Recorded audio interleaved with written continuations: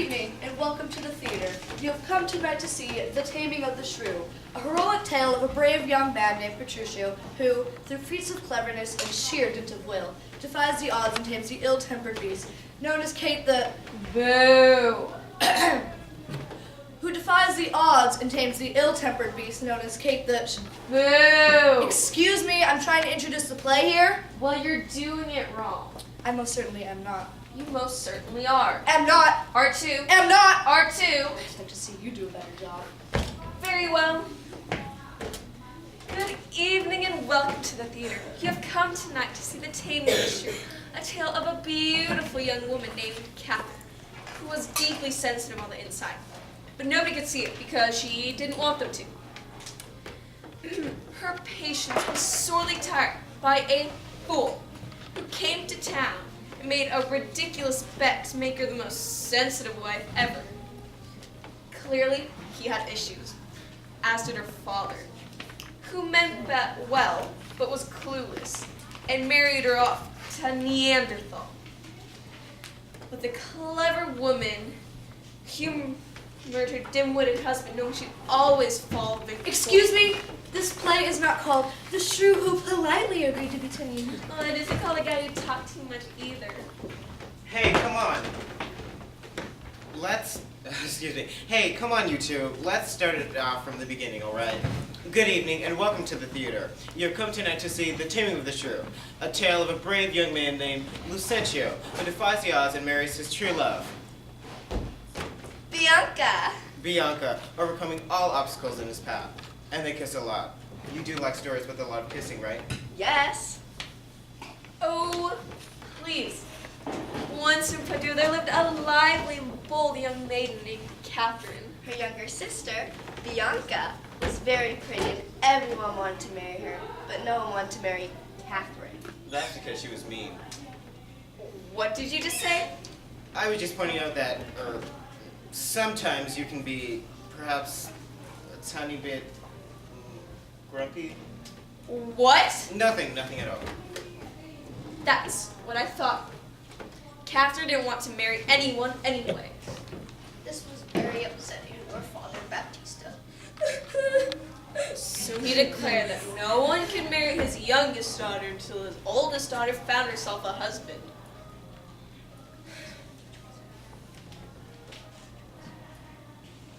Which wasn't fair because Bianca was already deeply in love with a handsome young man. Why, hello. He's not that handsome.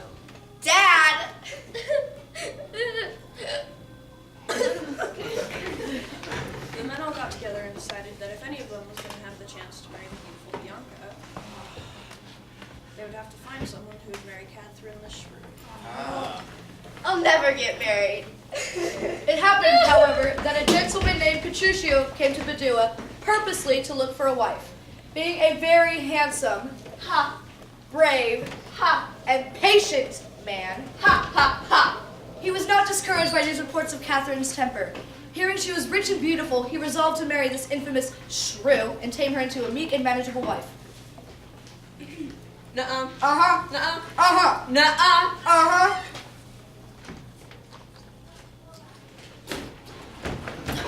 Entranced, Petruchio went to go see her father. How did it go? She spit on me! Oh. Well, thanks for giving it a try. Oh, I'll do more than try. I'm gonna marry that little firecracker. Baptista was a bit confused, but happy that Petruchio liked Kate so much.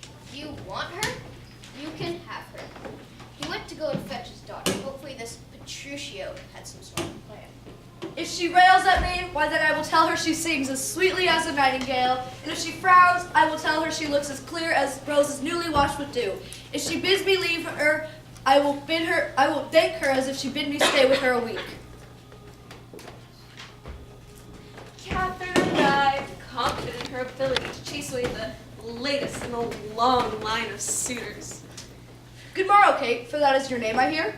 Well, you must be deaf, because my name is Catherine. But you are called Kate. Kate the Shrew.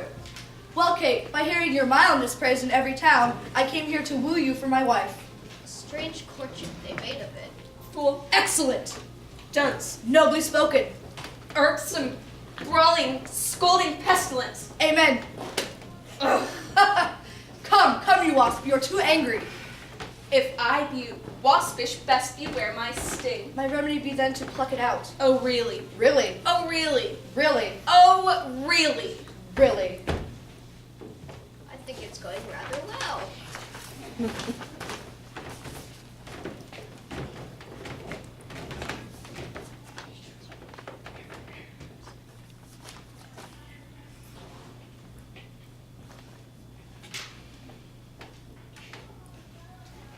Give me your hand, Kate, for we will go. Give me your hand, Kate, for I will go to Venice to buy you fine apparel for our wedding day. And kiss me, Kate, for we will be married on Sunday. The following Sunday, all wedding guests were assembled.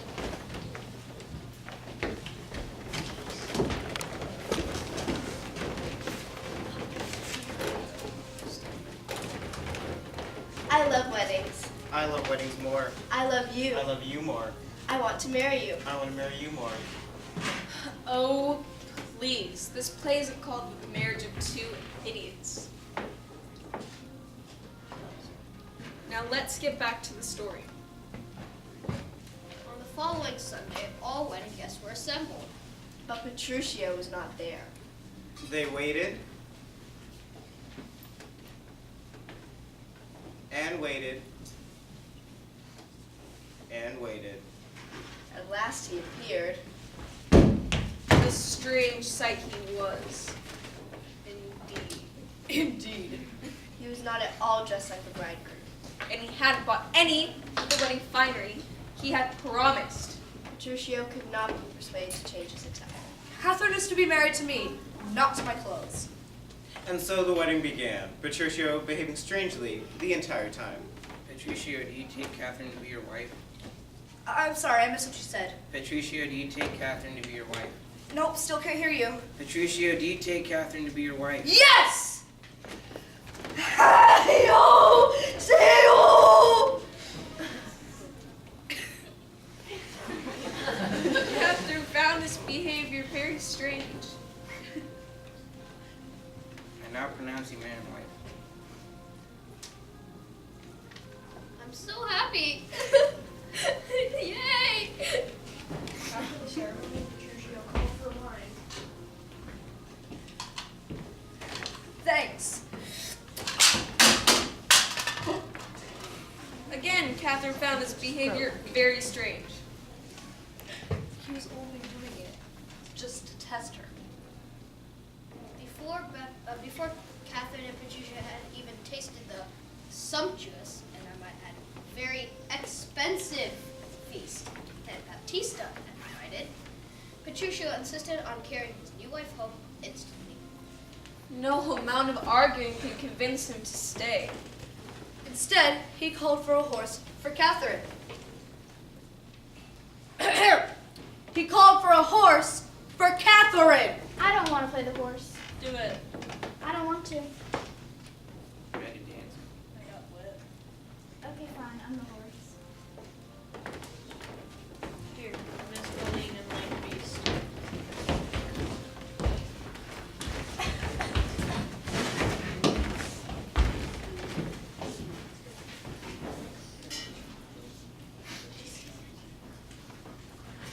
Last, after a long and unpleasant journey, the newly married couple had reached Petruchio's home. Thankfully, supper was soon served. Servants.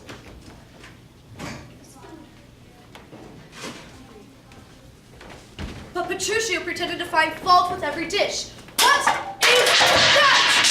All that food! Get out of my sight!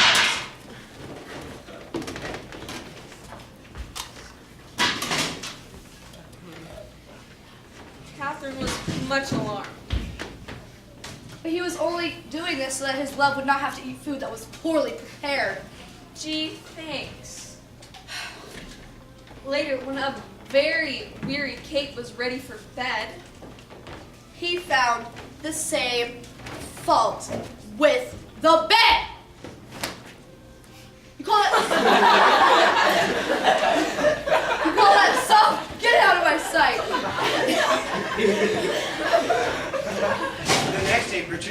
exactly the same thing, always speaking kind words to Catherine, but finding fault with every item of food set before her. Catherine was so tired and so hungry, she had no choice but to cry. Her weeping was interrupted by the entrance of Petruchio. Her weeping was interrupted by the entrance of Petruchio. Servant. Fine. Eat. The poorest servant is repaid with thanks, and so shall mine before you touch the meat. Though furious, Catherine swallowed her pride. I pray you, let it stand. Give me thanks. Let it stand. Give me thanks. Let it stand. Give me thanks. Thanks. With his master plan finally accomplished, he decided it time to return to Baptista's house. But he wanted to test her one last time. Your bed, my honey love. Why, thank you, my dear heart. Now, the next day, he returned to Baptista's house. But he brought some clothes. Who brought some new clothes? Patricia had ordered for Kate. The tailor presented a cap. Hey, I like that cap. The tailor presented a gown. Hey, I like that gown. The tailor then presented the tailor presented.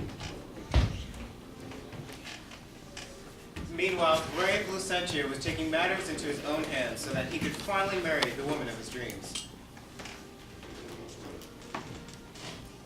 Bianca. As you may have remembered, Lucentio desperately wanted to marry Bianca, but was forbidden to do so until Kate was married. And even though Kate was now married, Petruchio had still to prove that to Kate would be a dutiful wife. And let's face it, that was never going to happen. Plus, there were all these other obstacles in Lucentio's way, like his many rivals and... Excuse me, Lucentio, enough. This play is called Boo-hoo-hoo, Too Bad for You. It was true, however, that Kate and Petruchio still had to return to Baptista's house with an appropriately submissive wife. So, on their way there, he declared the moon to be shining at midday. Would she agree with this statement? Look, Kate, it is the moon. Why, yes, it is the moon. Nay, then you lie. It is the blessed sun. Why, then it is the blessed sun. But sun it is not when you say it is not. Just tell me if you change your mind again. That seemed a little too easy, and as they were walking down the road, they came across an old man. Tell me, Kate, have you ever seen a younger gentlewoman? Young, beautiful woman, fair, fresh, and sweet. Your parents must be quite pleased to have such a stunning daughter. Kate, I hope thou art not mad. This is clearly an old man. Old, wrinkled, faded, withered, and obviously not of maiden as thou sayest he is. Why, you are right. He is an old man. What was I thinking?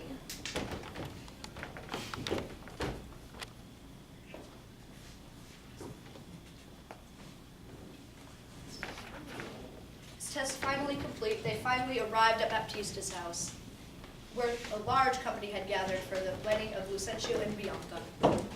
And let me tell you, arranging their long-desired marriage was no easy feat. There were rivals, deceptions, servants pretending to be masters, masking pretenders to be servants, fathers showing up without warning.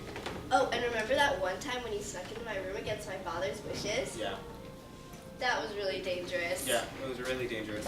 I'm glad we're married. I'm more glad we're married. I love you forever. I love you forever plus one. I love you forever plus 2. I love you forever plus 2.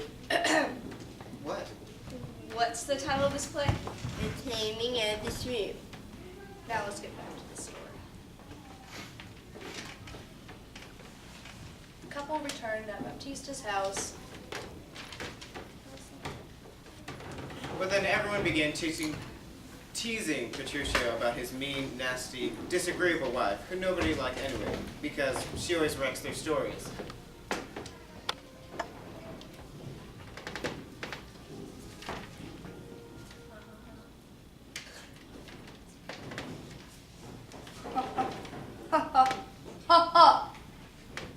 send forth his wife. Whoever's wife listens wins. The other two husbands readily agreed, for they were confident their wives would prove more agreeable than the headstrong Kate. Lucentio sent first for his beautiful, sweet, charming wife. Soon the servant returned, alone. My mistress sends you word that she is busy and cannot come. How? Does she say she is busy and cannot come? Is that an answer for a wife? Then they all laughed at him.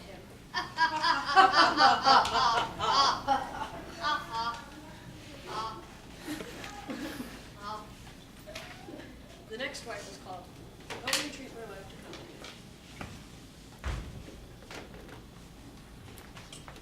Soon the servant returned. Oh no, where's my wife? So my mistress says she is busy, she will not come. She's busy to come to her.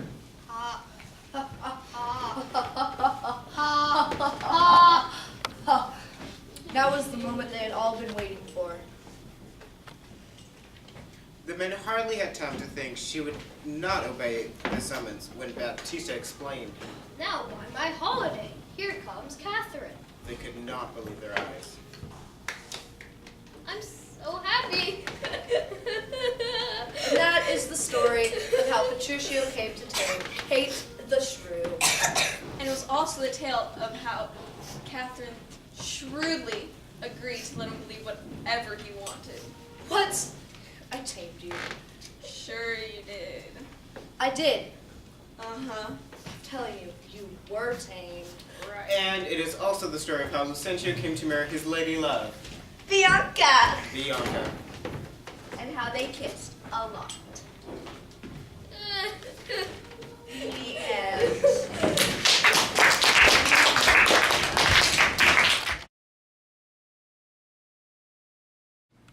Hello, my name is Benton, and today I'm going to tell you the story of how I met, wooed, and married the beautiful Aunt Paige. It's a complicated tale, and surprisingly has very little to do with me. I don't appear until the end of the very first act, but perhaps it could be explained by the presence of a more famous face. Hello, my name is Falstaff, Sir John Falstaff to be exact. You may remember me from such Shakespearean plays as Henry IV Part 1 and Henry IV Part 2. And, of course, Henry V. Actually, in Henry V, Shakespeare specifically mentioned me as being dead. Surprise, I'm back, and I'm ready to party like crazy. All I need is some money and some woman. Falstaff, a visitor to the town of Windsor, was living up as his considerable reputation as a troublemaker. You see, Falstaff and his men had offended a local justice, a man by the name of Shallow. Along with his nephew Slender and Parson Evans, Shallow elected to make his accusations public. You have beaten my men, killed my deer, and broke open my lodge. I mostly deny that. And your men distracted me and stole my purse. I almost entirely deny that. But the biggest complaint was Falstaff's reputation as a womanizer. This I do not deny. The rest of their false complaints against Falstaff, however, didn't go anywhere. Yeah, no one touches the Falstaff. So Slender, Shallow, and Parson Evans were left to go amongst the happenings of town, including news that the local beauty, Aunt Paige, had recently inherited some 700 pounds. That's Aunt Paige. Why, she's beautiful. And she's rich. Shallow soon forgot about Falstaff and turned his mind to more pressing matters. If only there was a way to get Slender married off and somehow manage to get a hold of Aunt Paige's money. As you may have guessed, there is indeed a way to accomplish both goals. I have it! Slender, you've got to marry Aunt Paige. But she's too beautiful. Don't worry, lad. Just talk to her. You can't do that, can't you? Unfortunately, young Slender was horribly, terribly, and explicitly horrible with women. Hi, my name is Anne. What's yours? So, would you like to come over for dinner? My father has invited everyone. I like bear baiting. And soon decided that young Slender would woo Anne by letter. Parson Evans offered to deliver that letter to Aunt Paige's trusted confidant, Mistress Quickly. Never a woman in Windsor knows more of Anne's mind than I do. But interestingly, young Slender was not the only one who decided to woo Aunt Paige. Quickly's master, a French doctor by the name of Caillou, also laid his eyes upon the beauty. Hey, I am myself gay. I'm a doctor. I am French. I is a very attractive lady. Oh, nothing. Dr. Caillou was sure that he had an inside route to Anne Page and hired Mrs. Quickly to be assured of his success. What is this? Needless to say, Dr. Caillou was very upset to discover that he had competition. He was even more upset to discover that Parson Evans was helping his romantic competition. I'll cut this dirt in the park and teach the scurvy shockingly priest to me. Naturally, the French doctor rushed out to challenge the parson to a duel. We'll hear more about that later, because that's when I, Fenton, finally arrived on the scene. You see, I too sought Mistress Quickly's help in lighting the Lady Anne. Never a woman in Windsor knows more of Anne's mind than I do. What news? How does pretty Mistress Anne? I'll be sworn on the book that she loves you. Little did I know, she had said the same thing to Slender and Caillou. You see, Mistress Quickly herself was not sure which of Anne's many suitors were good enough for Anne. There are just so many of them. Ironically, the one person who wasn't wooing Anne was Sir John Falstaff. He was too busy seducing two of the town's wealthiest women, Mrs. Ford and Mrs. Page, Anne's mother. Through this seduction, he hoped to access their husband's vast fortunes. I get some money and they get some Falstaff. I simply write them a letter professing my love. No doubt I'll have my money before the night's end. Let's see here. Dear Madame, ask me no reason why I love you. You're not young, but you are merry and you love sack. And by sack, I mean Spanish wine. We have so much in common. Please be mine, yours truly, John Falstaff. Now, Falstaff had a lot to do. There was wine to be drunk, bets to be made, so he simply saved himself time and copied the letter and sent it to both women. Needless to say, they weren't very pleased by the letter. Even less so when they were given identical notes. Falstaff had impugned their virtue by assuming they would cheat on their husbands. And he insulted their vanity by assuming they would cheat on their husbands with him. Ew. And so the two wives thought best of how to respond to the letter.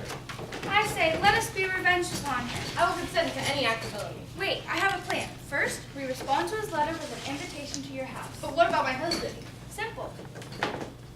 Invite Falstaff over here, then trick Falstaff into thinking my husband is coming, then put him in the lunch basket and then throw him into the what? The river? That's scandalous. But Falstaff had bigger problems than the wives' plot against him. You see, Falstaff's own men, growing weary of his antics, decided to inform Mr. Ford and Mr. Page of Falstaff's intentions towards the wives. Hey, Mr. Page. Yes, what is it? John Falstaff is doing what? With whose wife? That's quite amusing. But seriously, my wife would never do such a thing, especially not with Falstaff. Mr. Ford, on the other hand, took the news slightly differently. My wife is cheating on me with John Falstaff? Mr. Ford, a gentleman by nature, decided to do some investigation into the Elijah affair. Now, here's where the story gets interesting. Mr. Ford, calling himself Brooke, tries to hire Falstaff to arrange for Brooke, aka Mr. Ford, to sleep with Mrs. Ford, who we all know is his own wife. If she's going to cheat with anyone, might as well be with me. Hello, sir. Hello, Falstaff. What can I do for you, Mr. Brooke. Call me Brooke. Well, Mr. Brooke, what can I do for you? There is a gentlewoman in the town whose name is Ford. I have long loved her and bestowed much on her. Have you received no promise of satisfaction on your hands? Never. Then give me your money, and I'll woo her for you. I promise that in no time at all, you will be enjoying Mr. Ford's wife. Done. Actually, Mr. Ford had planned on catching Falstaff with his wife and handling the matter once and for all. This plan is foolproof. Elsewhere, the battle between the doctor and the parson had finally begun. Each man made his way to the destined location with one grim determination to kill the other man. Who would survive this grim spectacle? Neither man knew. And so the battle began. Parson Evans versus Dr. Caillou, round one. Prepare to die, Monsieur Gabon. Show your face, you French quack. Wine? Which Italian count? Unfortunately. Unfortunately, both men were told to meet in separate locations. Hello, Caillou? Gabon? The duel would have to wait. Meanwhile, Falstaff arrived at the Ford house, intent upon wooing Mrs. Ford. Come out, Wherever you are, Oh, sweet Fiona. Mistress Ford. So far, the plan was working perfectly. Falstaff had no idea the two eyes were in cahoots, not even when Mrs. Page showed up. Mrs. Page. Your husband's coming, woman, with the police. He says there is a gentleman here and he wants to have him arrested. Whatever will we do? Hide him in this laundry basket with old, dirty, smelly laundry and let the servants take him out with the wash.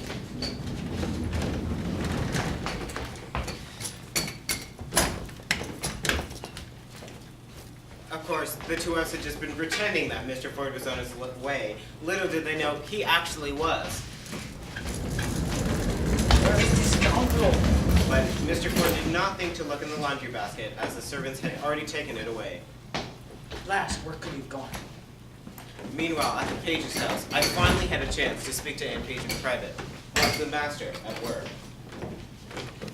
I see I cannot get thy father's love. Why not? He doth object that I, being galled with expense, seek to heal it only with his wealth. Maybe he's right.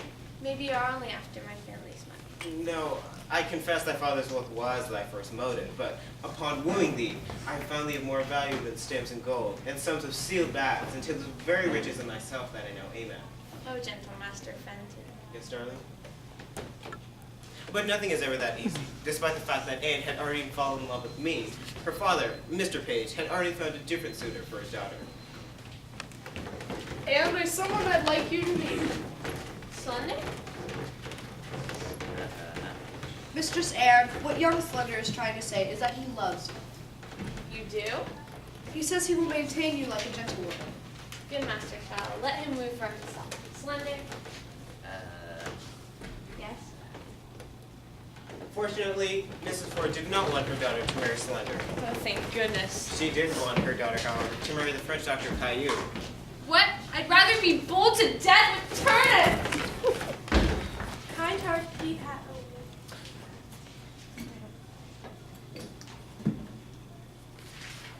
Fine. Mrs. Page ignored. Mrs. Page ignored her daughter's protest. Mistress quickly, however, seeing Anne's reaction to both Slender and Caillou, began to look more favorably upon me, Fenton. A kind heart he hath, and would run through fire and water for such a kind heart. Mr. Ford, once more disguised as Brooke, was listening to Falstaff's strange descriptions of the rendezvous with Mrs. Ford. A buck basket? A buck basket. Brand me in with foul shirts and socks, smocks, foul Wait, hold on. You stockings, guys missed a whole chunk. Go back. Fenton. Meanwhile, the French doctor had caught up with his opponent. Meanwhile, the French doctor finally caught up with his opponent.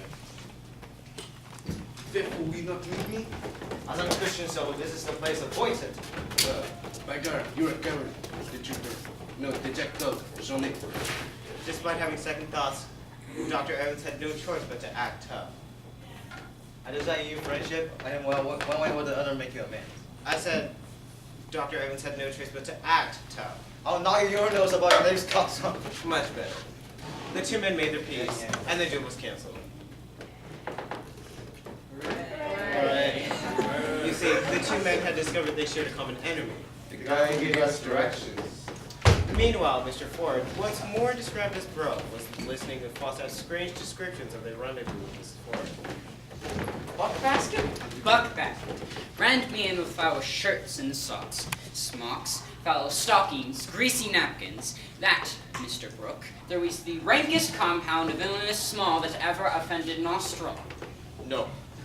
Yes, what's more, Ford himself had almost caught me, had he only looked inside the buck basket who had found me out. No. Yes, but fate held his hand, you see. Destiny. I'm destined to be with Mrs. Ford. No. Yes. Ah, well, and that old fool Ford knew. Well, I better be going. Mrs. Ford had asked me for a second date. I can't believe it. It's my school. And so Mr. Ford headed off to his house, trying to catch Falstaff with his wife, not knowing that his visit was yet a continuation of the two wives' plot to get the better of Falstaff. At first, everything went exactly as planned. Falstaff? Mistress Ford. Falstaff and Mrs. Ford? Mr. Ford? Falstaff? Mr. Ford. But they did not hide Falstaff in the laundry, instead opting to embarrass him even further and dress him up as an old woman.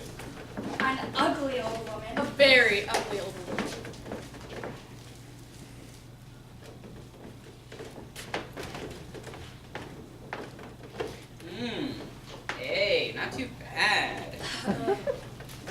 Mr. Ford arrived, he thought he was sure he knew where Falstaff was hiding. Come forth, Sierra! Let the clothes alone. I will find you anon. Empty the basket, I said.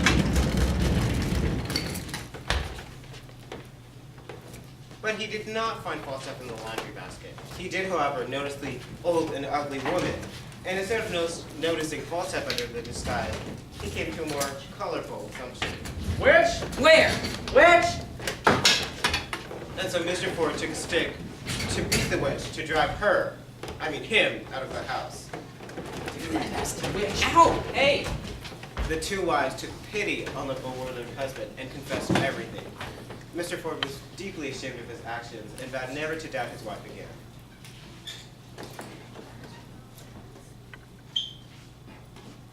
Wine. Henceforth, do what? Henceforth, do what thou wilt. I'll rather some than told die of want. Now those I honor as stand as firm as faith. Together, they concocted a final plan to humiliate Falstaff. Have Falstaff meet you guys under the oak tree at midnight, wearing horns on his head, and then have children dress up as fairies and jump out and scare him. That's hilarious.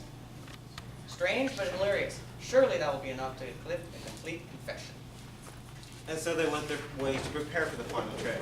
Meanwhile, Mrs. Page, sensing a chance to kill two birds with one stone, made arrangements to capitalize on the ensuing chaos. She secretly met with Caillou, her chance on marrying Anne. Huh? You trying to drop out and scare him? Oh, this is strange. No, this is hilarious. Strange, but hilarious. And in all the commotion, you steal Anne away and marry her. Madame, I'll be most happy to do as you ask. As fate would, She will be dressed in green. I know what I have to do. as fate would have it, however, Mr. Page also had a plan of how his daughter should be married to the suitor that he favored. And then, young Slender, during the ensuing commotion, you will steal Anne away and marry her. Wait, Falstaff will be wearing what on his head? Horns. Oh, right. Horns. Just like her in the hunter. Well, that's very intriguing. Strange, but intriguing. Any other questions? Yes, how will I know which one is Anne? She will be dressed in all white. White. Got it. At first, everything went exactly as planned. This is the third time. I hope good luck lies in odd numbers. Here are your horns.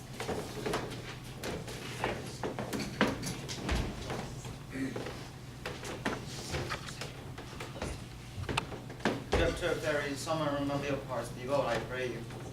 Windsor bell hath struck 12. For me, I am a Windsor stag, and the fattest to think.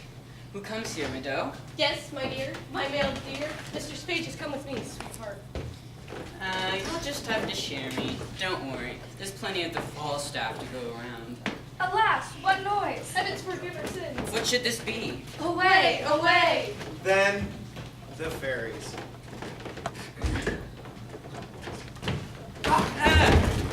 Fairies! I heard they're told to torment sinners mercilessly. Hi, Falstaff. Hi.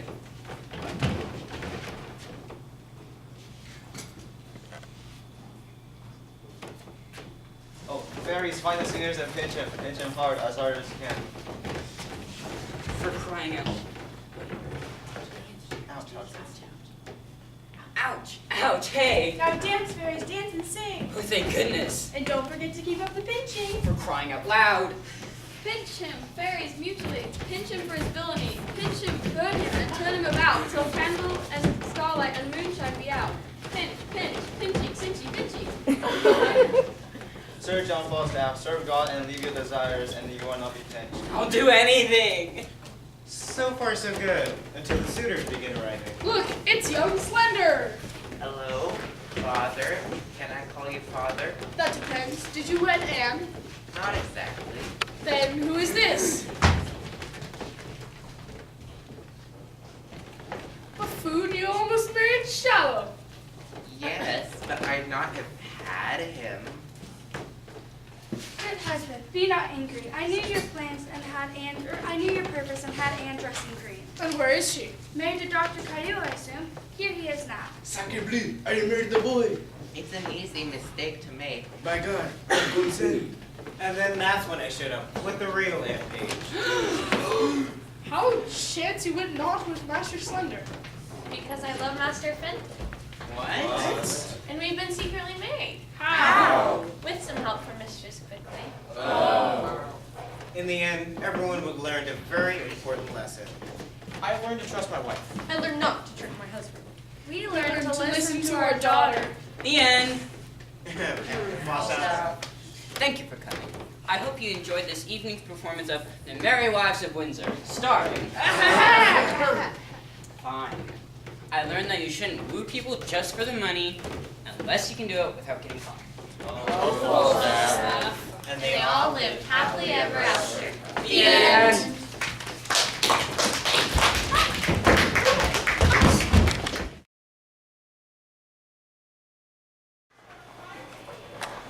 Good morning, and welcome to the Cedar Park Theater Shakespeare Festival. Today, you will see one of Shakespeare's most classic works, The Comedy of Errors. Now, the more astute members of this audience may have already gleaned two important insights into the nature of this play from its title. First, this play is about people who make mistakes or errors, if you will. And second, all things being equal, these mistakes or errors will be hilarious. This, of course, is what separates A Comedy of Errors from other Shakespeare plays that you may also be familiar with, such as Hamlet or Macbeth. While other characters in these plays make many mistakes or errors, their mistakes are decidedly less funny. Before we go too much further, let's meet some of the characters from this play.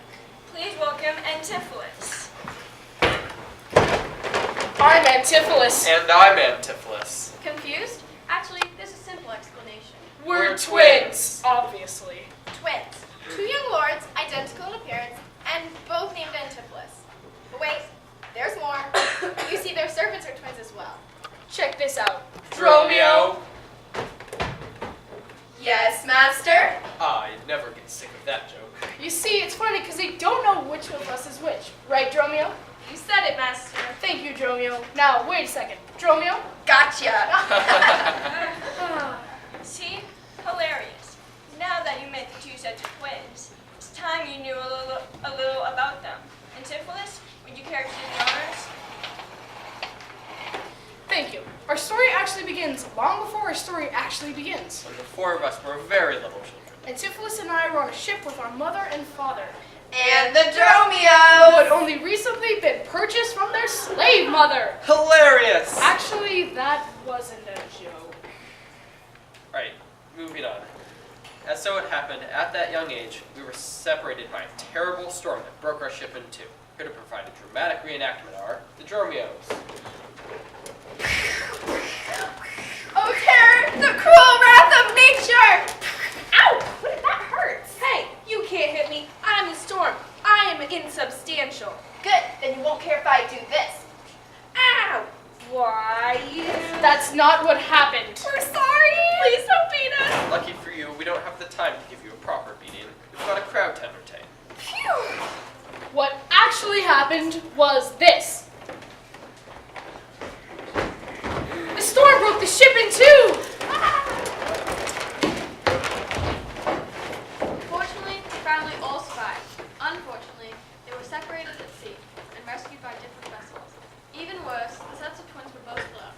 One Antipholus and one Dromio, along with their father, Egon, were returned safely to their home in Ephesus, while the other Antipholus and the other Dromio, along with their mother, were rescued by a foreign vessel and never returned home. Years passed, and Antipholus grew into a man. All my life, I've never given up hope that my mother and brother are out there somewhere, and I won't rest until I find them. And so, Antipholus of Syracuse, as we shall now call him, and his servant Dromio, set sail to search for Antipholus' mother and brother, wherever that might be. And so, we arrive at the major dramatic question of this play. Will the family be reunited? I hope so. Me too. Promise me you'll never leave me. I promise. For the first time in years, every member of the family was about to be in the same city. Antipholus and Dromio, as our story begins, Antipholus and Dromio of Syracuse come to Ephesus looking for their relatives. Egon also comes to Ephesus looking for the other Antipholus and Dromio after their long absence. absent and unknown to both father and son. The missing family has been in Ephesus the entire time. Yes, a dramatic reconciliation with all involved parties seemed inevitable, or it would have been if this play was titled William Shakespeare's Dramatic Series of Correct Assumptions. As you might recall, however, this play is called A Comedy of Errors. To help you keep track of these errors, we've decided to create something we like to call the Shakespearean Error Tabulator 2000.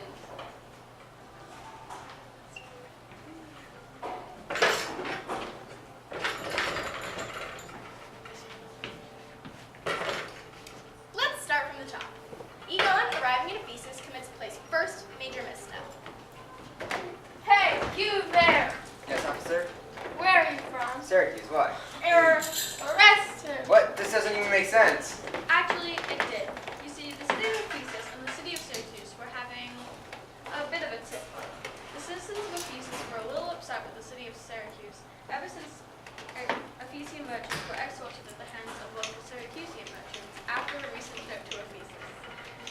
As a result, the Duke of Ephesus decreed that any Syracusean merchant in Ephesus would be put to death. What? I'm gonna die? I'm gonna die? Unless, of course, he opted to pay the fine. Huh, of course I'll pay. How much? 1,000 gold marks. I'm gonna die! Meanwhile, Antipholus of Syracuse also arrived in the city of Ephesus, completely unaware that his father was jailed and was to be executed. But that was not his first mistake. No, his error was soon to come. But first, he had business to attend to. Romeo, Yes, my lord. take this gold and secure us rooms at the local inn. I believe it is called the Centaur. Yes, my lord. As fate would have it, Dromio of Ephesus was also in the area that day searching for his master, Antipholus of Ephesus. He was late for supper. The wrong master and the wrong servant were about to meet each other for the first time. Let's see what happens. What? Why back so soon, Romeo? Error. So soon? No, I think you mean so late. My mistress is hot and bothered because supper has grown cold. Supper is cold because you come not home. Error. Stop. Just tell me this. Where have you taken the money I gave you? But Dromio could not think of any money he had been given recently, except perhaps... You mean the sixpence you gave me last Wednesday to pay the saddler for the crupper for my mistress's saddle? The saddler has it, not me. I'm not in a sportive humor. Now tell me, and dally not, where is the money? My charge was to fetch you from the market and home you to your house, where my mistress Adriana and her sister Luciana wait for you. What will thou flout me thus into my face? There, take that and that's her name. What did I do? What did I do? Antipholus was convinced that Dromio had actually been bewitched and tricked out of the money by one of the many sorcerers erupted to live in the city. Meanwhile, Dromio of Ephesus returned to his master's wife without his master, only to be berated by his master's wife, Adriana, and her sister, Luciana. Romeo, I sent you to fetch my husband for supper. Where is Antipholus? The food is getting cold. I think he went crazy. What are you talking about? When I asked him to come home, he asked me for 1,000 marks. 1,000 marks? 1,000 marks. 'Tis dinner time, quoth I. My gold, quoth he. Your meat doth burn, quoth I. My gold, quoth he. But your wife, sir, quoth I. Hang my wife, quoth he. Hang his wife? He said that? Actually, what my master said was, and I quote, I have no wife. And then he beat me. I can't believe he said that about me. Hello? He beat me? I wonder what made him say such things. Romeo, I order you to go back and fetch your master. And get another beating? No thank you. Back, slave, or I'll break thy plate across. Not the face, not the face! What's the matter, sister? It's just Antipholus promised to buy me a beautiful chain as a token of his love. But now he refuses to come home and says he has no wife. All of this had forced Adriana to wonder, why would her husband say such things? Did he not love her anymore? Was he in love with someone else? Darling sister, I'm sure that your husband will soon return with your beautiful chain. Once you're wearing the gold around your neck, you will see that you have no reason to. Meanwhile, Antipholus of Syracuse was still angry at his servant's disobedience and stupidity. It was in this state that Dromio Dromio of Syracuse, found him when he returned from the inn. Master, there you are. Dromio! Take that, you disrespectful lout. What did I do? You know what you did. No, I don't. Really? Not half an hour ago you stood right there and told me that my wife was getting bothered because I didn't come back to my house because my supper was growing cold. Oh, I get it. You're joking, right? You married. Hilarious. Thinkest thou I jest? Hold, take that and that! Not the face! Not the face! Just then, Adriana, with her sister in tow, came looking for her husband, Antipholus of Ephesus. But what she found was Antipholus of Syracuse. That's my husband. Error. Fair Dame, I know you not.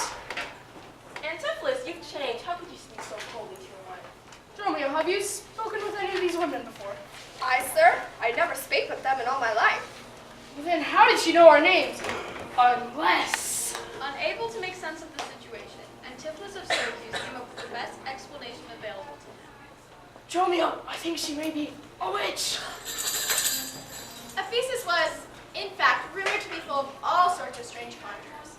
These two ladies, however, were not magical at all, just confused.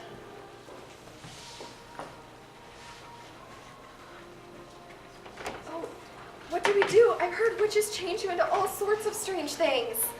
Thank goodness we found you. I'm never letting you out of my sight again. Am I in earth, in heaven, or in hell? And so, believing they were captured by sorcerers, they obeyed their new captors. Dromio? Did you change me? Am I a slug? Master, I'm hideous. Please change me back, sorceress of Ephesus, or at least change me into something cute, like a puppy, or a kitty, or even a tree sloth, because tree sloths are surprisingly attractive animals. I mean, I wouldn't kiss a tree sloth, unless it was for money. You do look like you have money. All right, I'll do it. Do you have any chapstick? If thou were changed, Dromio, 'tis to an ass. Hey, that's not right. Narrator, are you gonna ring that bell?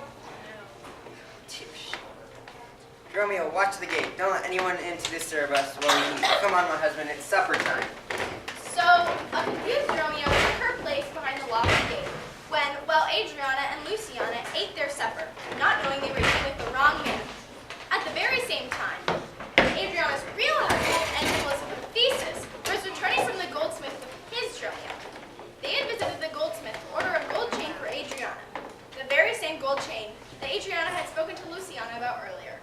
Thanks again for asking me to share your dinner. No problem, Angela. Thank you again for agreeing to craft a chain in such short notice. What the? Oh, open the door! No.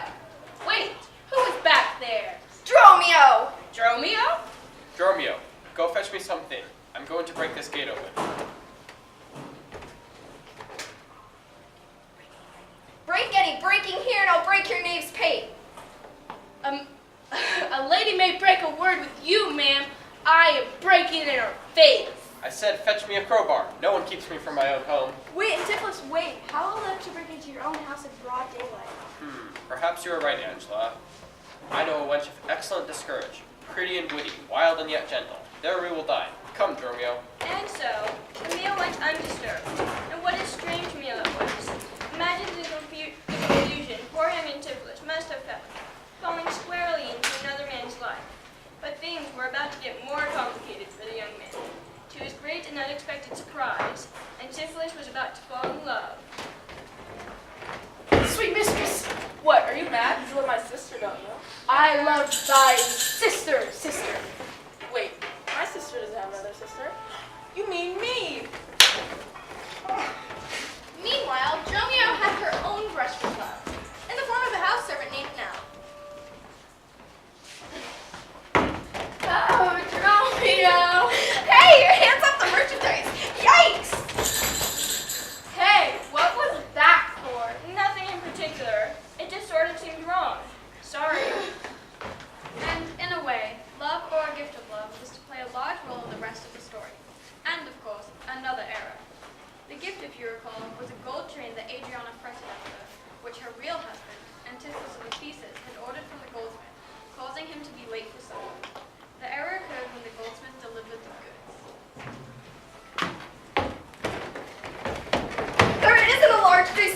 lunch behind me, is there? Not that I can see. Why? Having some trouble? Beastly trouble. And she would have me as a beast. Not that I, being a beast, she would have me, but that she, being a beastly creature, lays claim to me.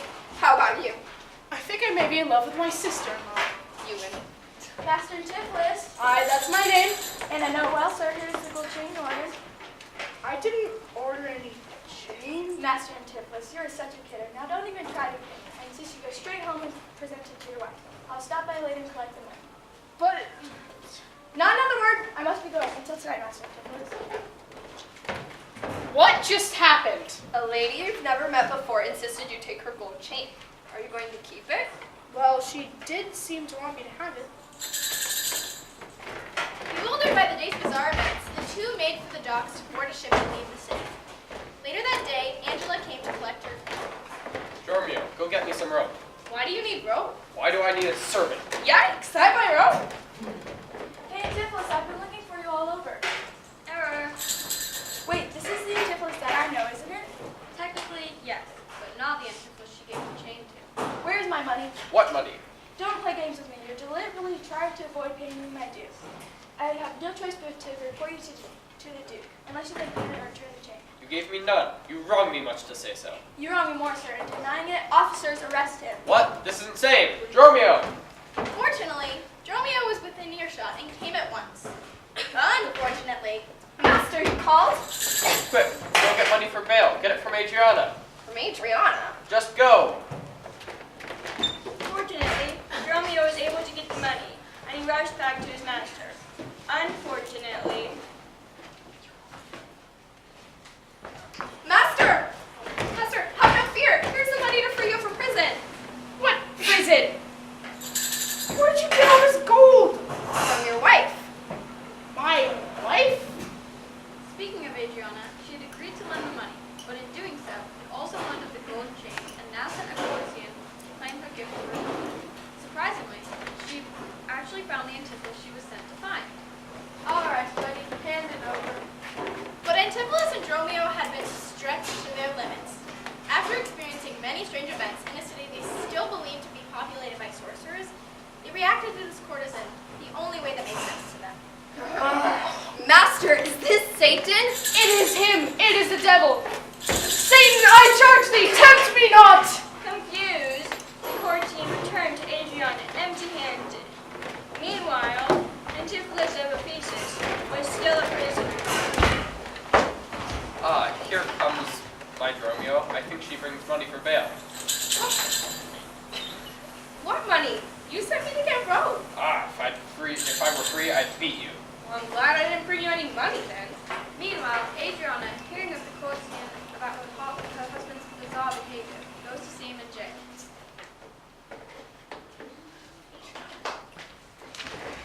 Oh, Adriana, thank goodness you are here. But up to this point in the story, Adriana had only encountered Antipholus of Syracuse. Therefore, her reaction to reuniting with her real husband was only natural. Officers, my husband is not guilty. Yes, here. He is, however, completely insane. What? Find him, let him not come near me. And so, Adriana bailed out her husband, agreeing to have him kept bound within her house, under the watchful care of a doctor by the name of Pinch. Time to take your medicine. Ow! Meanwhile, Antipholus and Dromio of Syracuse were desperately trying to escape the city. They had almost made it to the ships when... Not so fast!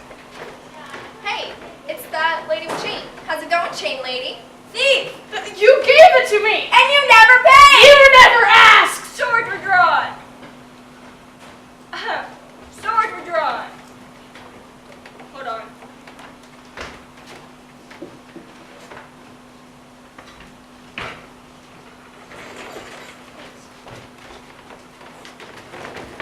Swords were drawn!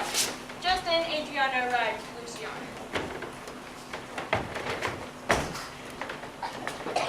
Husband, what are you doing out? You are supposed to be locked up in our house. What?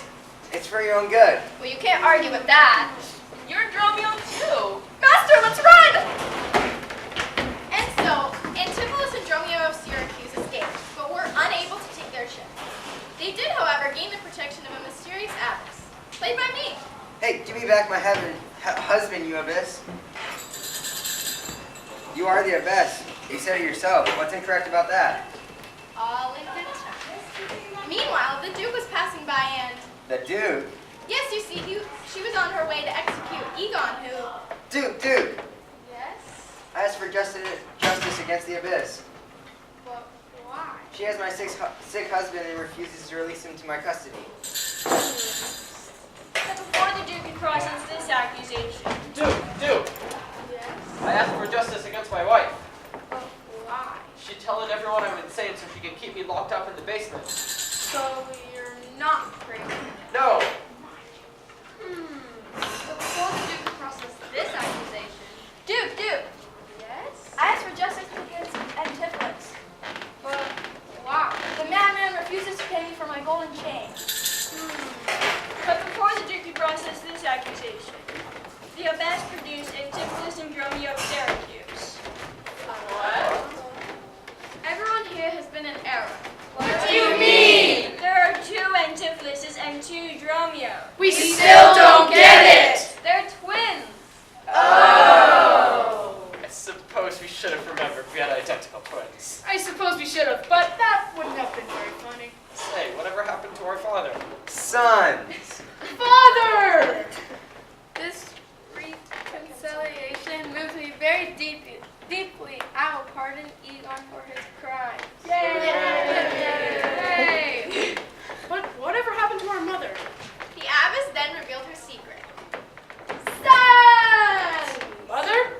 Mom! My love, it's you! Dromio! And so, after all their errors had been corrected, everyone lived happily ever after. Wait, does that mean you're not my brother-in-law? Nope, just your sister's husband's long-lost identical twin. Well, I'm glad we cleared that up. And so after surviving 24 errors, they all lived happily ever after. Especially the Dromios. Who soon discovered they were not servants, but queens. Yeah, if everyone had ever said. Romeo,